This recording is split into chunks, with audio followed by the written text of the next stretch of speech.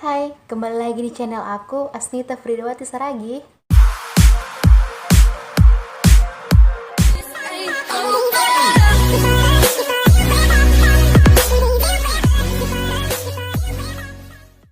Nah, di video ini aku akan membuat tanggapanku sendiri terhadap wabah virus corona, bagaimana dampaknya terhadap bangsa Indonesia, dan bagaimana pengaruhnya terhadap dunia pendidikan, baik di sekolah maupun perkuliahan.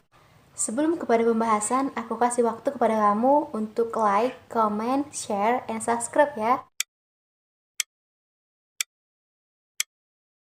Udah, terima kasih. Nah, yang pertama, aku akan membahas tentang bagaimana pengaruh atau dampak dari pandemi corona terhadap bangsa Indonesia. Nah, seperti yang kita tahu bahwa negara-negara di dunia, termasuk negara Indonesia, kini sedang dihadapkan pada sebuah tantangan besar, yaitu penanganan wabah virus corona, yang diidentifikasi oleh WHO sebagai coronavirus disease-19 atau disingkat dengan COVID-19. Pandemi yang bermula dari kota Wuhan, Cina, ini telah membuat global shock, karena memang dalam beberapa dekade terakhir, kita belum pernah diserang oleh virus yang memiliki daya tingkat dan daya tular yang begitu cepat seperti virus corona ini. Yang jauh di atas sepupunya seperti virus SARS, Ebola, dan MERS yang memang beberapa tahun yang lalu pernah menyerang di negara kita, namun dengan cepat dapat teratasi. Dampak dari pandemi ini sendiri sangat besar bagi bangsa Indonesia, yaitu mengganggu dan menghambat proses produksi, distribusi, dan konsumsi akibat tingkat dan skema yang menyerang aspek paling fundamental dari aktivitas manusia, yaitu interaksi antar fisik, sehingga memaksa kita untuk menerapkan kebijakan sosial atau physical distancing. Nah, itulah dampak dari pandemi corona ini terhadap bangsa Indonesia dan kehidupan masyarakat Indonesia. Nah, untuk yang kedua, yaitu bagaimana pengaruh pandemi corona ini terhadap dunia pendidikan, khususnya di sekolah. Nah, ternyata pandemi COVID-19 ini berpengaruh juga pada dunia pendidikan.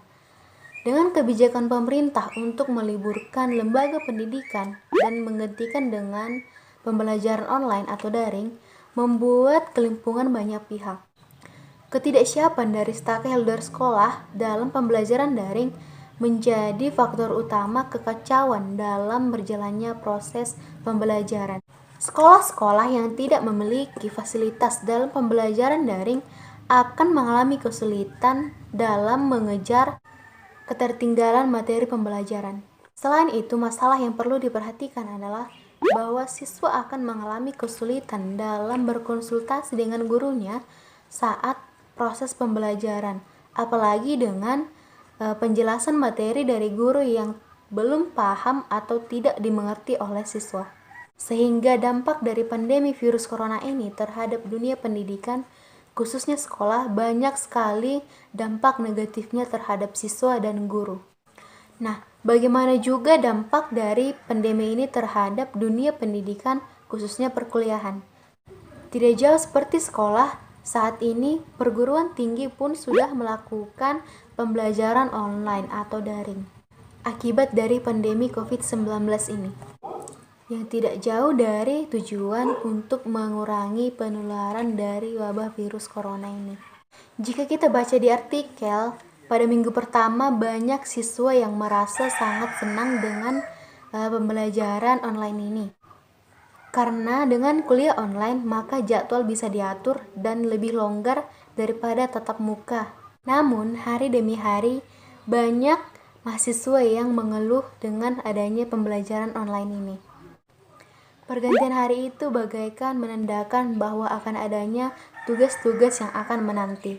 Membuat otak berpikir apakah sedang melakukan tugas online atau kuliah online.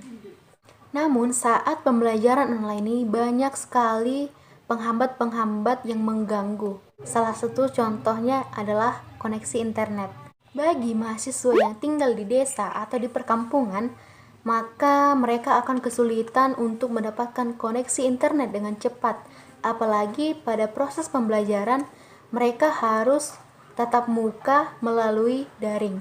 Tidak hanya dalam proses pembelajaran, namun aktivitas kemahasiswaan dalam berbagai UKM pun ikut terhambat. Semua program kerja dikerjakan secara online.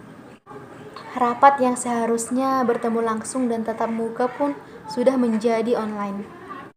Sehingga dalam pembelajaran online ini dibutuhkan koneksi internet yang cepat dan tempat yang nyaman. Kondisi jaringan dan biaya dalam kuota internet menjadi kendala dalam melakukan perkuliahan. Sehingga mahasiswa harus benar-benar serius dalam melakukan pembelajaran online ini. Kalau tidak, mahasiswa akan rugi dalam waktu dan juga biaya. Waktu yang bisa dipergunakan untuk melakukan hal yang bermanfaat untuk membantu orang tua menjadi tidak bisa karena perkuliahan online, dan biaya dalam kuota internet saat melakukan perkuliahan online.